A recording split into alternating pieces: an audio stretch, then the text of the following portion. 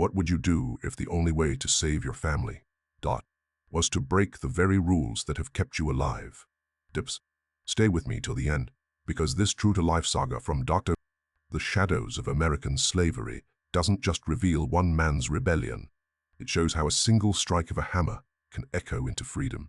If stories like this move you, tap a subscribe and turn on the bell. More untold histories are coming. Thunder cracks across the Georgia sky, rolling like a giant's drum. But the storm above isn't the real danger. The real danger is the storm building inside a man named Moses, a master carpenter who can shape timber into beauty. While living a life stripped of dignity, on Jenkins' plantation, rain threatens and wind hisses through the half-built barn. Master Jenkins doesn't care, faster, Moses. That barn needs to be done before the cotton comes in. Moses doesn't look up. Yes, Master, he says. The words taste like splinters. He's 36, with gray already in his beard, known across the county as the finest enslaved carpenter, yet forever called boy. His hands are miracles. His hands are miracles. Chairs, tables, beams. Precision work that survives the worst weather. Villagers praise the craftsmanship, but never the craftsman. It's the cruelty of his life. He builds strength and beauty that he cannot own. And then, Moses, a young field hand, Elijah, runs through the rain, lungs on fire. They took Sarah to the post. Moses' world narrows to a single point, Sarah, his wife, mother of his 2 children, his anchor in a world of chains. In all the years of bondage, she has never been whipped. Moses drops his tools and runs. Lightning forks across the sky, lighting the plantation in a harsh, colorless flash. He reaches the main house and freezes. Barrett, the overseer, is tying Sarah's wrists to the whipping post. Their children, David Ball, Naomi Wu, tremble on the porch steps, crying. House slaves stand in a forced crowd, silent because silence is survival. Under the porch roof, dry as bone, stands Master Jenkins. At his side, his wife, face cold with righteous anger. "You please, Master," Sarah says, voice shaking. "It was an accident." "The thunder startled me." "Silence, Miss S." Jenkins snaps. "You've grown careless, Barrett. Proceed." Time slows. The storm roars. Moses steps forward, words leaving his mouth before fear can stop them. "Master Jenkins, the storm is dangerous. Perhaps the punishment can wait." Gaps. "You do not speak up like that. Not here. Not ever." Jenkins narrows his eyes. "Get back to your work, Moses. This doesn't concern you." "It does." Moses swallows. "She's my wife." 3 words. Simple. Explosive. In law, their marriage doesn't exist. In their community, it's sacred. Old Jenkins's voice turns to ice. 5 extra lashes for your impudence." The whip cracks. Sarah screams. Lightning splits a tree at the property's edge. Half the ancient oak crashes down. But Moses is pinned to the mud. Barrett's men holding his arms make him watch. He watches. Every strike, every shudder. Rain washes blood into the soil. They till and will never own. Right? When it's over, they cut her down. Moses carries Sarah's limp body through the rain to their leaking cabin. Naomi and David stumble behind, weeping. Inside, he lays Sarah on a pallet. Her dress is shredded. Her back is a crosshatch of welts and cuts. "I'm sorry," Sarah whispers. "I didn't mean to drop it." "You hush," Moses says softly, stroking her hair. "It's not your fault. None of this is your fault." Mama Esther, the elder healer, arrives with a basket of herbs and quiet authority. "Oh, they gone too far this time," she mutters, hands gentle but sure, whipping in a storm. Like they daring the wrath of God, Moses says nothing. Inside, something gives way. A beam that held up his soul for 15 years finally snaps. That night, while thunder rolls off into the distance and an eerie calm settles, Moses sits awake beside Sarah and makes a vow he does not speak aloud. This was the last time. And tomorrow will come with danger and choices no man should have to make. But for his family, he will make them. What happens when a man built for obedience picks up the tools of defiance? Keep watching. If this story already has your heart, hit subscribe and stay with me.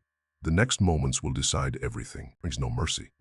Master Jenkins appears beneath the sagging porch of the half-finished barn, as if last night never happened.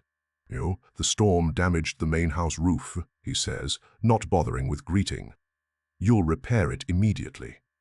Moses nods. Yes, master. His eyes stay respectfully low, his face a mask he learned to wear as a teenager, neutral, calm, empty. But behind the mask, the oath he made in the night burned steady as coals. On the roof, under a hard sun and harder stairs, Moses works with perfect precision. Chalkline square, clean. 3 days pass like this, days when Sarah's fever rises and falls, when the children flinch at every footstep outside, days when Barrett strolls by below and says, "Soon as that roof's done, Moses." "It's your turn." Moses answers with silence. He saves his strength. By the third afternoon, clouds gather again, low and heavy. Another storm coming. Jenkins inspects the new shingles, looking for fault like a man searching for treasure. "It'll do," he says at last, grudgingly. Then his voice drops. "Get your things and report to Barrett at the carriage house." Moses points to the blackening sky. "Storm's coming fast, master. Might be best to wait," Jenkins's lip curls. "Afraid of a little rain, boy? Or just trying to delay your punishment?" He steps closer until Moses can smell the sour on his breath. "You need to be reminded of your place. Your carpentry's made you proud." Moses holds the mask. Silence. Calm. It unnerves Jenkins, who leans in even closer. "I know about your reading," he hisses. "Barrett caught your boy with a primer." Moses's blood runs cold. He had taught letters at night, in whispers and charcoal on scraps that could be burned.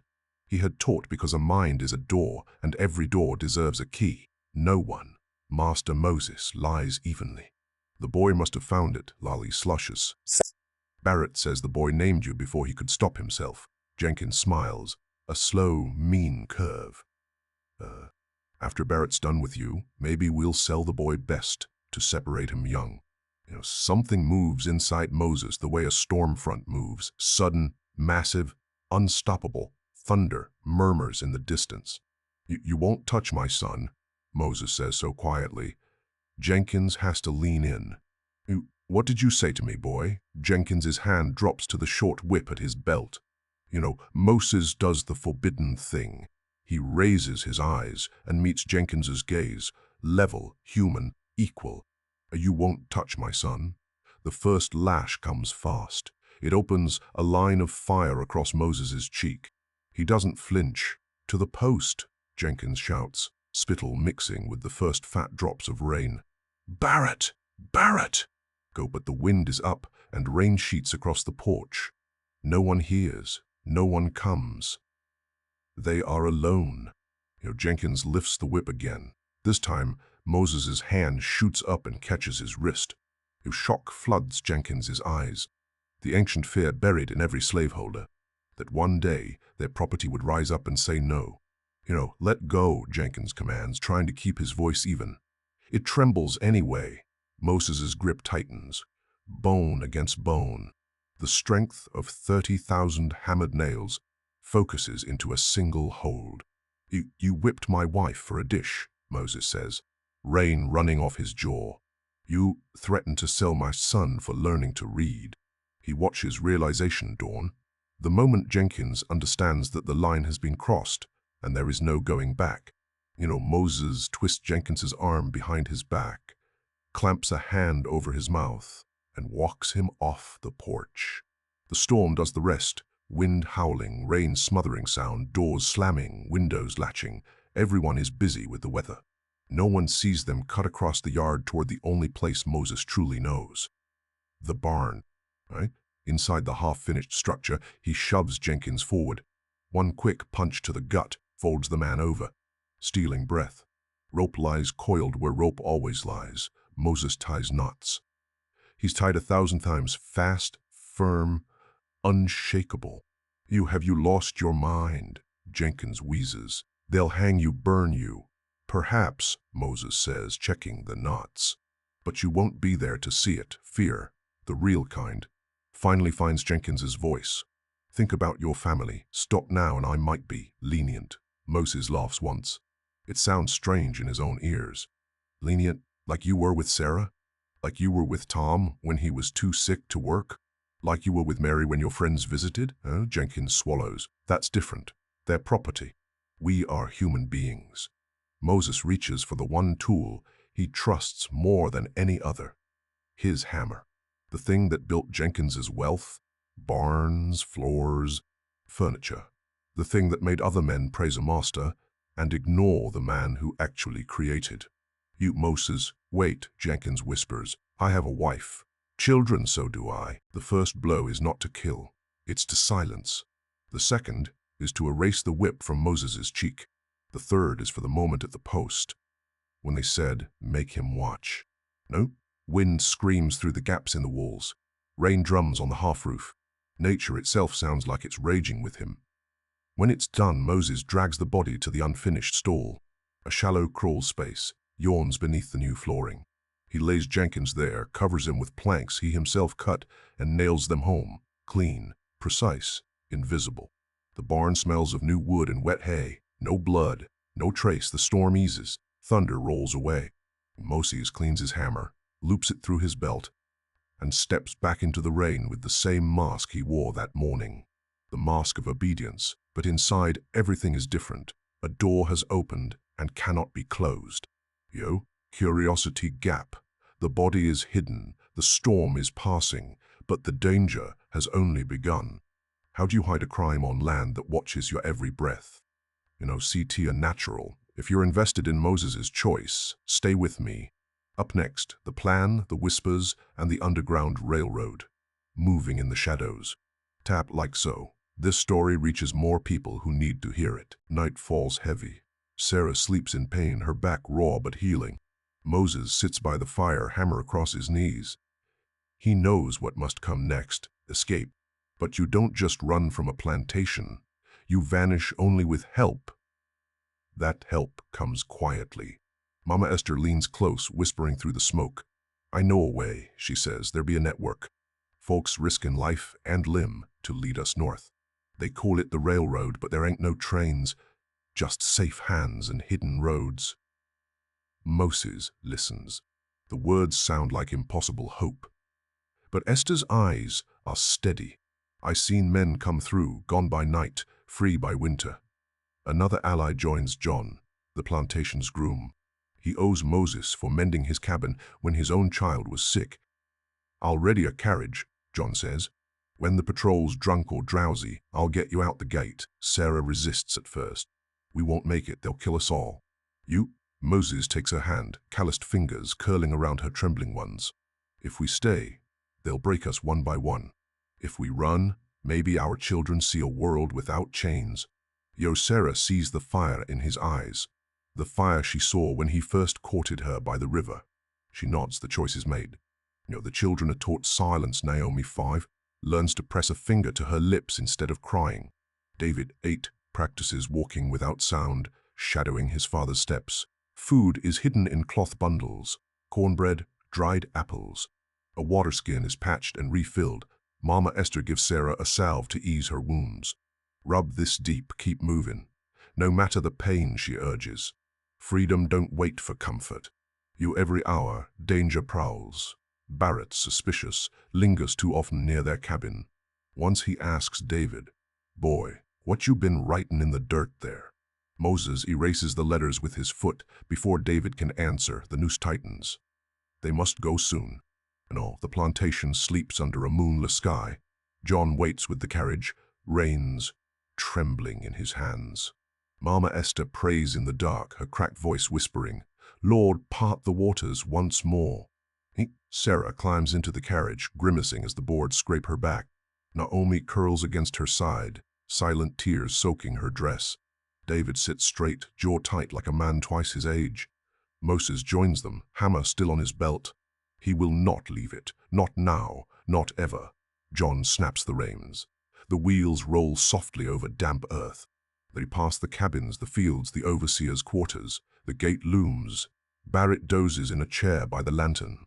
For one heartbeat it seems too easy. Then his eyes snap open. Who goes there? Moses' breath catches. John answers quick. Master's orders, carton supplies to the river. Barrett squints. Rain drizzles again, masking details. Finally, he waves them on, muttering, "Get gone then!" The wheels creak forward. The gate fades behind. Moses exhales. For the first time in his life, the night feels like it belongs to him.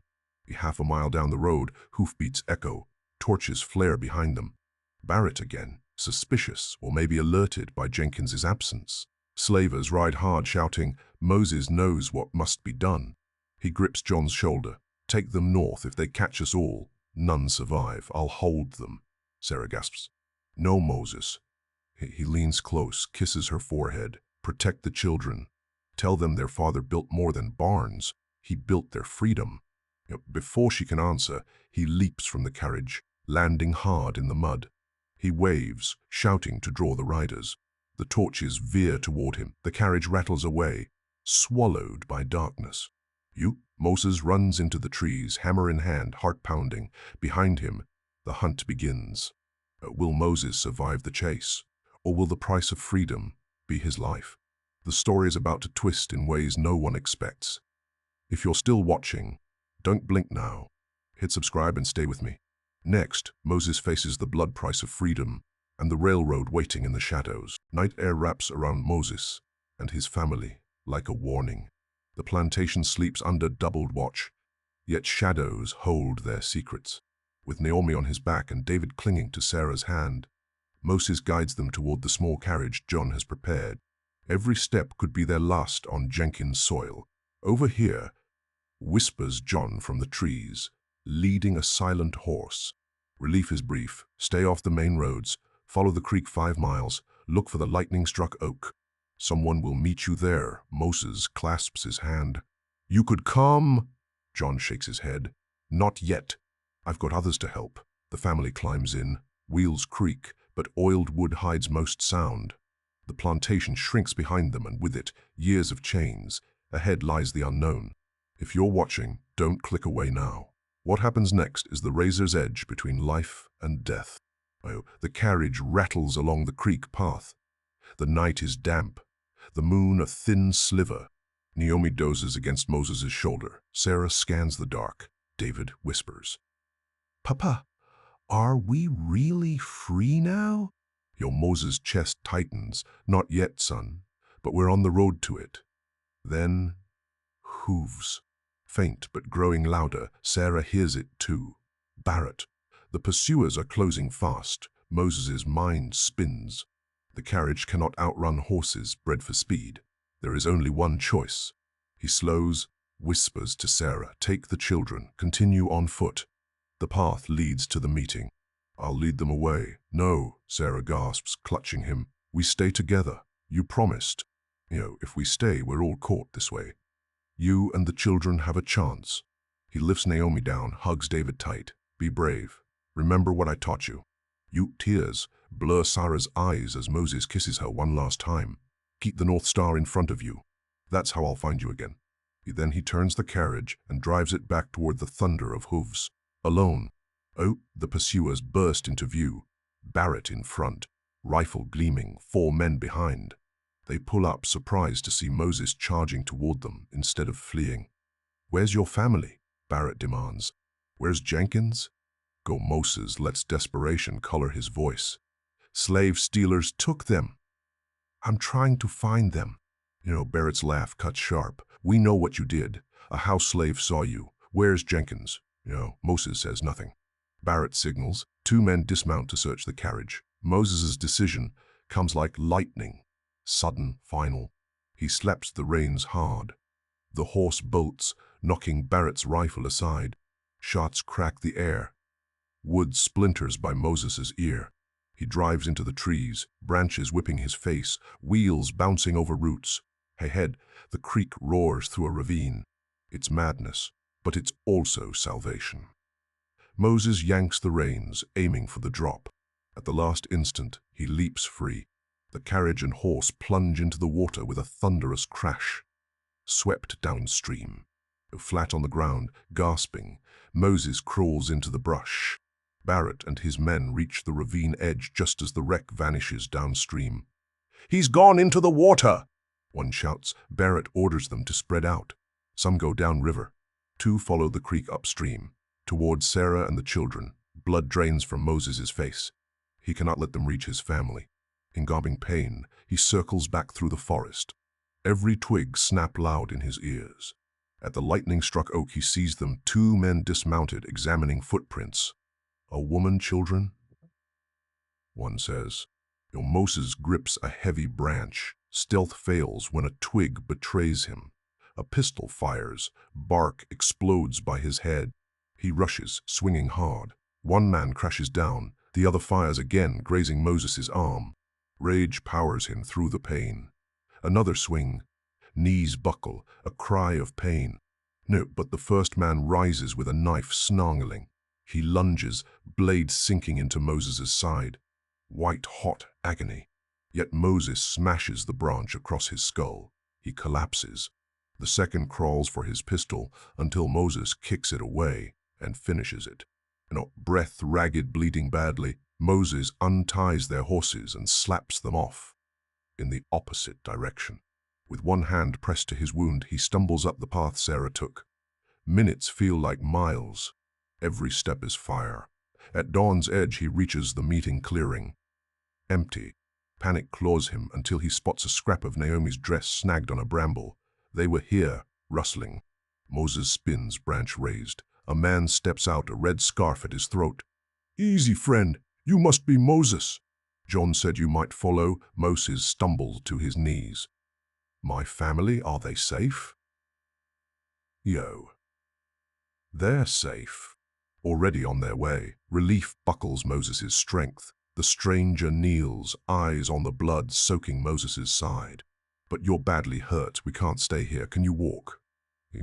Moses nods weakly. "Just tell me. They're really safe. You have my word." And with that, Moses leans on the man's arm and disappears into the woods, alive, but fading. Behind him, the plantation will soon discover a master missing, a rebellion in silence, and a carpenter who chose to become a storm. Moses has survived, but barely. His family has gone north. What will happen when the plantation discovers Jenkins's body? And how can 1 man outrun not just slave catchers, but the law itself? Stay with me. If this story has you holding your breath, tap subscribe and like so more people discover it. Up next, the Underground Railroad, a vow of sacrifice, and a decision that will break your heart. The wound in Moses' side burns with each step, but the man with the red scarf, Samuel, urges him on. "Stay awake," Samuel insists. "Freedom don't wait for pain." They weave through hidden paths until the forest parts to reveal a farmhouse with a lantern glowing faint in the cellar window. 3 taps, 2 taps, 3 again. A door creaks and a woman pulls them inside. Mrs. Whitfield, gray hair under a bonnet, eyes sharp with courage. "Quick now," she whispers. "Patrols are thick tonight." She lays Moses on a cot, tending the wound with trembling but skilled hands. "You're lucky," she says. "Another inch and you'd be with the angels." Moses grits his teeth. "My family, Sarah, David, Naomi, where are they?" "They passed through last night, Mrs." Whitfield replies. "A wagon carried them toward the next station. By now they're halfway to Ohio." Relief floods him, but it's short-lived. "Then I must go," he says, trying to sit. Samuel presses him back down. "Not yet. You can't run on a hole in your side. Let them get ahead. You'll catch up." Moses closes his eyes, torn between urgency and survival. He has never been good at waiting. Days blur. The wound knits under poultices of comfrey and whispered prayers. At night, Mrs.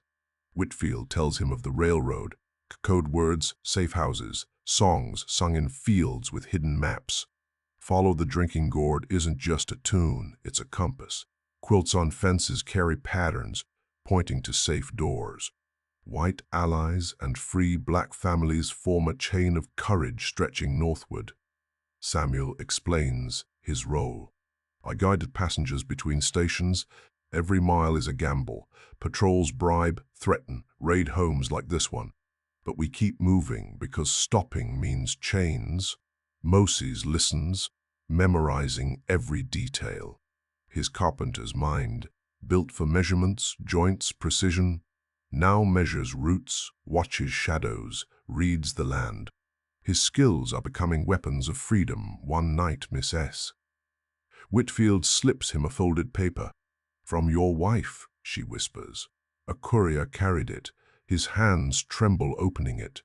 Sarah's script is rough but clear. "No, we are safe for now. The children sleep. David asks for you every night. Naomi sings to keep him brave. Keep strong, my love. Find us in the north. We will wait." Tears blur the words. He presses the letter to his chest. For the first time since that storm, hope feels heavier than despair. But safety never lasts. One evening, riders appear on the horizon, slave catchers. Samuel bursts into the cellar. They know this station. "We must scatter." Moses just arise, pain tearing through his side. "Where do we go?" "Yo, there's a river crossing," Samuel says. "On the other side is another station. But we can't all make it if they chase, Mrs. Whitfield insists. "Take Moses. He's strong enough to keep fighting." Samuel frowns. "They'll search this place. If she stays, she'll be hanged." The old woman only smiles. "I've lived free all my life. If they come for me now, I'll meet my maker without shame. But he has a family to find." Moses shakes his head. "No, I won't leave another behind to suffer." "But Mrs. Whitfield grips his hand with surprising strength. "You can build barns, Moses. Now build a future. That's your task. Let an old woman do hers." Tears blur his eyes. He bows his head, whispering, "Thank you." Night again. Rain pelts the water. Moses and Samuel wade into the river, current tugging like chains. Behind them, shouts and dogs split the dark. Torches flare on the bank. Muskets fire. Splashes close. Too close. "Swim!" Samuel cries. They fight the current, lungs burning. Moses clutches his hammer still, the one thing he refused to abandon. Bullets hiss overhead. One grazes Samuel's arm. Another smashes into the water by Moses's hand. At last, hands grasp them. Two abolitionists pulling them ashore. "This way," someone whispers. They stumble into the woods, soaked, breathless. The station house glows faint ahead. Oh, safe for the moment. Samuel leans against a wall, blood dripping from his arm. "We keep north," he pants. "But the patrols grow thicker. The reward for you is rising, Moses. Word is spreading. You killed Jenkins." Moses stiffens. "They found the body?" Samuel nods grimly, nailed under the floor. Folks whisper of the carpenter who turned tools into weapons. "You're a legend already, but legends attract hunters. Moses's heart pounds, his family waits, but every mile closer brings more danger. If I stay with you, I risk drawing fire to the railroad. If I leave alone, maybe they live." Samuel grips his shoulder. Sometimes freedom asks more than flesh and blood. Sometimes it asks a man to walk alone so others may survive. Moses looks north, thinking of Sarah's letter. He feels the hammer at his side, heavy with memory. His jaw sets. "Then I'll walk that road. But I'll see them again, I swear it." Moses has chosen sacrifice over safety. But will his path north end in reunion or in capture? The answer lies in the heart of America's battle for freedom. If this story grips you, stay tuned. Click subscribe so you don't miss the next chapter, where Moses' legend collides with history itself. By now, Moses has become more than a runaway. His name drifts on whispers through cornfields and cabins. Some call him the carpenter ghost, others the hammer man. Mothers hush, crying children with tales, "Sleep now, or the hammer man will come for your chains." The irony is sharp. He never wanted legend. He only wanted his family safe. But legends are powerful, and in the South, fear spreads faster than truth. Posters with his likeness, rough sketches, scar on his cheek exaggerated, promise rich rewards for capture. Hunters sharpen dogs' teeth. Patrols double along the borders of slave states. Meanwhile, Moses keeps moving northward, carried by the underground. In barns and basements, strangers risk everything to hide him. Each stop burns into his memory. A Quaker farmer with trembling hands, a free black preacher who guides by scripture and song, a teenage girl who slips him bread at night while her father snores upstairs. He leaves behind tokens of thanks carved from scraps of wood, tiny birds' crosses, a hammer no bigger than a thumb. People start saving them, passing them on. Soon, entire communities believe carrying one means protection. A myth is being built, plank by plank. One autumn night, frost biting the ground, Moses hides in a pine thicket. Voices crackle nearby. Slave catchers hunting another escapee. He hears sobs, a young man barely more than a boy cornered against the creek. Dogs bark, whips snap. Moses could turn away. He's wounded still, weak, outnumbered. But the hammer at his side weighs heavy. He recalls Sarah's words, "Keep strong, find us." He steps out of the shadows. Let him go. The catchers whirl, one laughs, well, the hammer himself. They rush him. The fight is brutal fast. One dog leaps. Moses drives it back with a swing. A man slashes with a blade. Moses blocks, counters. Adrenaline floods him, pain forgotten. By the end, 2 men are down, the others fleeing into the night. "You." The boy stares in awe. You're him." Moses grips his shoulder. "Don't worship me, son. Just get north, live free. That's the only victory." The boy nods, tears streaming, and vanishes into the forest. Moses is alone again, but already his myth grows stronger. Months pass, snow begins to fall. At last, Moses reaches the Ohio River, the border between slavery and freedom. But it's no calm crossing. Ice chunks crash together, current raging. On the far bank, lanterns flicker. Allies wait, but the river stands like a wall behind him. Horns sound, riders closing in. The final chase. Moses grips his hammer. "If I die here," he mutters, "let it be as a free man." He plunges into the river. Freezing water slams his chest. Current drags him under, spinning. He claws upward, gasping. Ice scrapes his arms, muscles scream. Each stroke is agony. But the North Star gleams above, his guide, his promise. Shots crack from the southern bank. Bullets slap the water. He dives, surfaces farther out. His hammer nearly pulls him under, but he will not release it. It is memory, weapon, symbol. He clings. Hands reach from the opposite shore, dragging him up. He collapses on the frozen mud, coughing, eyes stinging. Stinging. Voices cheer quietly, abolitionists, safe housekeepers. One whispers, "Welcome to free soil." And for the first time in his life, Moses breathes air untainted by ownership. He is legally free. But freedom tastes hollow without Sarah, David, Naomi. They are north, further yet, waiting. He rises on shaking legs. "I must go on. My family needs me." 8 weeks later, newspapers in the north run whispers. A slave carpenter has struck down his master, escaped with family, and lives free. Churches preach of him as a Moses of old, leading people toward promise. His carved tokens appear in pockets, on mantelpieces. The hammer is no longer just a tool, it's a beacon. Right? Yet Moses knows the truth. Legends don't bleed, but he does. Legions don't wake in the night calling their children's names. He is a man, scarred, hunted, weary. Right? And still he moves forward. Moses is free in law but bound by longing. Will his journey north reunite him with Sarah and the children? Or will the railroad cost him everything he loves? No. If this part has you rooting for Moses, hit like and subscribe.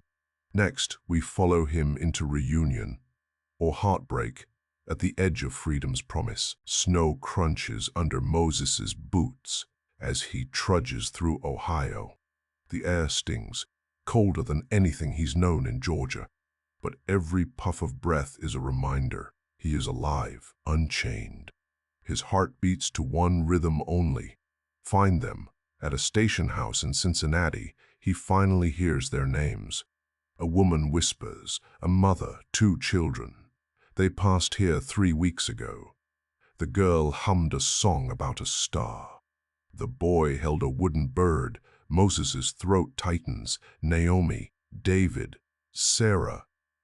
They are close, so close. The next safe house is a church basement. Candlelight flickers on rough stone walls. The minister, Reverend Carter, lays a hand on Moses's shoulder.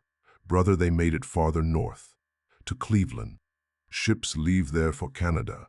If you hurry, you might catch them. Canada, the true promised land beyond the reach of slave catchers. But it means one more stretch of dangerous road. Moses sets out before dawn, hunger gnawing, wound aching. Snow falls heavy, masking his tracks. Yet behind him, riders still hunt. Slave catchers have followed him across state lines, ignoring laws. They want the reward and the glory of breaking a legend. At the outskirts of Cleveland, lanterns appear. Voices shout. Dogs bark. Moses runs through alleys, breath freezing in clouds. Ahead, Lake Erie stretches wide, waves capped with ice. Ships bob in the harbor, sails furled against the storm. "Stop him!" someone yells. Shots echo. A bullet grazes his arm. He staggers but keeps moving. He can see the dock, see figures boarding a vessel. A woman clutching 2 children. His heart stutters. Sarah. But between them and him, patrolmen close in. 10 yards. 5. No, Moses does the only thing left. He raises his hammer. "Get back!" His voice carries like thunder. "You'll not take me. Not tonight." The men hesitate. The legend stands before them, scarred, unbroken, weapon in hand. Fear cracks their courage. They falter. Moses barrels past, shoulder slamming one aside. He stumbles onto the dock, lungs burning, vision blurring. "Sarah!" he cries. Her head snaps up, eyes wide, then flooding with tears. "Moses!" David shouts. "Papa!" Naomi squeals his name, arms reaching. No, for a moment, the world narrows to the dock, the distance closing, chains falling away. Oh, he reaches them, collapsing to his knees. Sarah catches him, holding his face between trembling hands. "You made it," she sobs. "I prayed every night. I knew you'd come." Moses pulls David and Naomi close, kissing their hair, whispering, "I'm here. I'm here." Behind them, shouts grow louder. But the ship's captain waves urgently. "Now or never. We sail with the tide." Moses staggers to his feet, half carried by Sarah. They board, the gangplank drawn up behind them. Muskets fire from shore, shots skipping off water, but the sails catch wind. The ship moves. On deck, wrapped in Sarah's arms, children clinging. Moses watches the American shore fade into mist. His chest aches with wounds, but his soul breathes free. They are together. That is enough. Days later, they step onto Canadian soil. No chains, no overseers, no fear of whips in storms. Just cold air, unfamiliar streets, and the wide sky of a free land. David runs ahead, laughing. Naomi claps her mittened hands. Sarah leans against Moses, whispering, "We're safe, safe." The word tastes new, fragile, precious. Moses looks down at the hammer hanging from his belt. It is no longer just a tool or even a weapon. It is a relic of everything lost and everything gained. He knows his fight is not over. Slavery still chains millions in the land behind them, but tonight at least his family is whole. Yet freedom comes with weight. They live in a small cabin offered by abolitionists. Moses finds work as a carpenter, this time building homes he can claim, tables his children can eat from. But in every nail he drives, he remembers those left behind. Neighbors come to hear his story. Some weep. Others grow angry. A few whisper that he should lay low, stay silent. But silence feels like betrayal. In one night, Moses tells Sarah, I can't just stop. Others need the railroad. Others need hope. She grips his hand, eyes fierce. Then we help together. And so the legend grows. Not of a man who fled, but of a man who fought, who carved paths for others. A man who proved that chains could be broken. Moses has his family back, but will his new life as a free man mean peace or a new battle?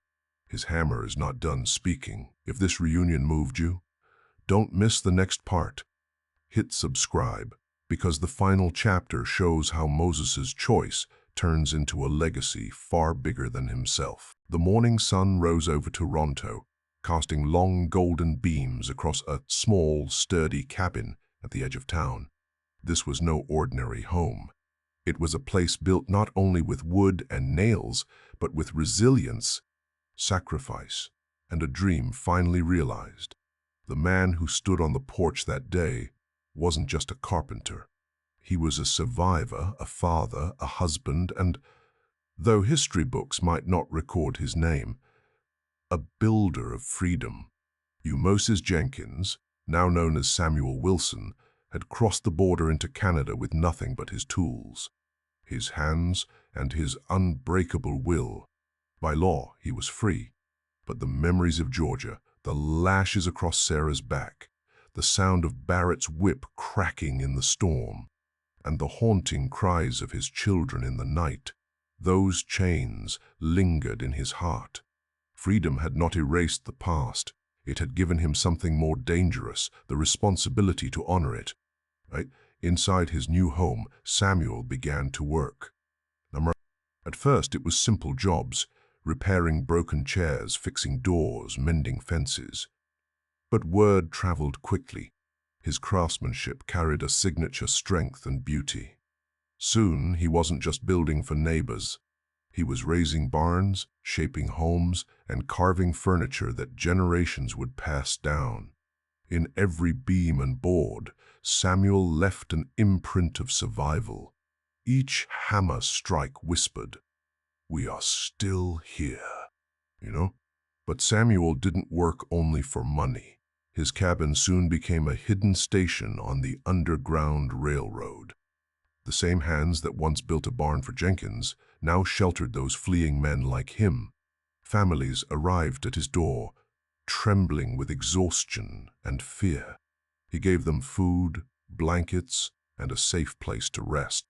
He fixed wagons that had nearly broken on dangerous trails. He repaired shoes for children who had walked barefoot across miles of forest and swamp. And when they left, he pointed them toward the North Star, the same star that had guided him and Sarah. In those moments, Samuel wasn't just a carpenter. He was a builder of futures. Years rolled by. His children, Sarah and Naomi, grew strong in freedom. They received education, something Moses once risked his life to give them in secret by scratching letters in dirt. Now they read freely, their voices full of confidence instead of fear. David, his eldest, showed a gift for learning. Naomi, bright and graceful, carried her mother's courage. Together they became living proof that the sacrifice had been worth it. Sarah, too, blossomed in this new life. She worked as a seamstress, her fingers mending not just clothes but the very fabric of their broken past. Though she never forgot the scars on her back, she stood tall in freedom, and in her heart she carried pride, not just for surviving, but for building a new chapter alongside Moses. Samuel's legend began to spread quietly. Other freedom seekers told stories of a carpenter in Toronto who gave shelter, who built beds for children on the run, who hid fugitives under floorboards he had crafted with his own hands. They called him the Hammer. Look, for many he became a symbol, not of vengeance, but of creation, of using the very tools of slavery to carve out a life of dignity. Samuel never thought of himself as a hero. At night, when the world was quiet, he often sat by the fire with the small wooden carving Thomas had given him, a man, woman, and 2 children. His fingers traced its familiar lines, and he reflected on his long journey. What mattered most to him was simple. Every step had helped secure his family's future, and Samuel promised never to take that gift for granted. By the Each and Bobite Liquors, new changes were unfolding across North America. News of progress traveled even to the Canadian border. Samuel followed it closely. Every sign of improvement brought hope. Every delay reminded him that growth always takes time. Though he never returned to the United States, his heart remained tied to those seeking brighter days. In Toronto, he focused on helping others by training newcomers in the craft of carpentry. Under his guidance, they learned more than a skill, they learned confidence. For each plank they shaped, each nail they set was a reminder, your hands can build your future.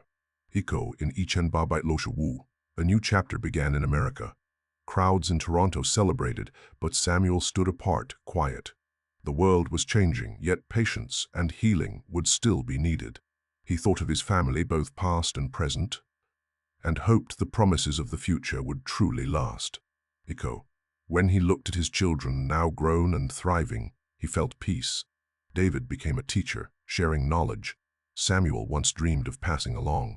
Naomi worked with community leaders, helping families learn new skills and build new lives. Together, they carried forward the flames Samuel and Sarah had started in their most challenging days. In Ichen Babai Batarsan, at the age of Cheater Jyot, Samuel Wilson passed away in Toronto. His farewell was simple but meaningful. Dozens of men he had trained as carpenters stood by his resting place, their hands holding hammers in tribute. On his headstone were carved both his names, Moses Jenkins, Samuel Wilson, and beneath them a single line, he built more than houses, he built freedom. For those who knew his story, it was not just an inscription, it was the truth. A boy who grew into a man of vision, a husband who gave everything for his wife and children, a father who worked through every challenge to build a new life, a man who turned a hammer, a simple tool, into a symbol of hope. And now his story reaches us. To you watching this, remember, history is not only made by generals or presidents, it is also built quietly, through dedication and perseverance, by men and women whose names may never appear in textbooks, yet their spirit echoes him. If this story has inspired you, stay with us, because there are countless more stories of resilience, growth, and triumph waiting to be told. Stories that remind us what it means to honor family, to keep faith, and to strive for a brighter tomorrow. So if you believe these voices deserve to be heard, subscribe to our channel, share this story, and join us as we uncover more untold truths of the human journey. This was the life of Moses Jenkins, later Samuel Wilson, a man who picked up a hammer to build not just barns, but a legacy that still stands today. The story of Moses Jenkins, later known as Samuel Wilson, doesn't end with his lifetime. His journey is a reminder that history is not only about great battles or famous leaders. It is also about quiet determination, about families holding on to one another, and about ordinary people who created extraordinary change through their courage and persistence. When we think about Moses, we don't just see a carpenter. We see a father who valued his children's future above all else. We see a husband who stood by his wife through every challenge. We see a man who carried the skills he once used for others and transformed them into tools for his own community. His hammer built homes, but more importantly, it built hope. Even today, his story reaches across time.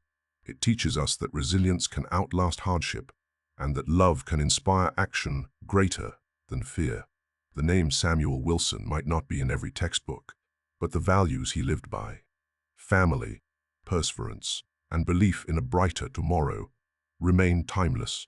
You think about the carving he held by the fire. To him, it wasn't just wood. It was a reminder of what he had fought to protect: his family, his children, and the life he wanted for them. We all carry something like that: a memory, a symbol, a reason to keep moving forward when life tests us. Moses' carving was his anchor, and his hammer was his voice. His life also reminds us that freedom is not only the absence of barriers, but the presence of opportunity. Teaching carpentry to young men gave them more than work. It gave them confidence, dignity, and the power to shape their own lives.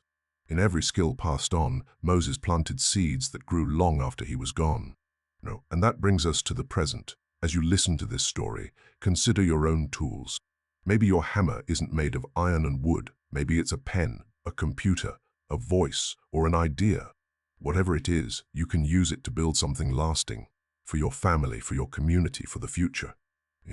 History often celebrates the biggest names, but change is always built on countless smaller stories. Stories of people like Moses who chose to keep going, to teach, to build, and to believe in better days.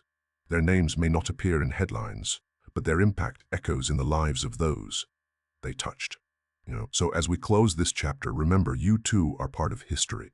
Every choice you make, every kindness you share, every lesson you pass on adds to the story of progress. The legacy of Moses Jenkins isn't just about the past. It's an invitation to the present.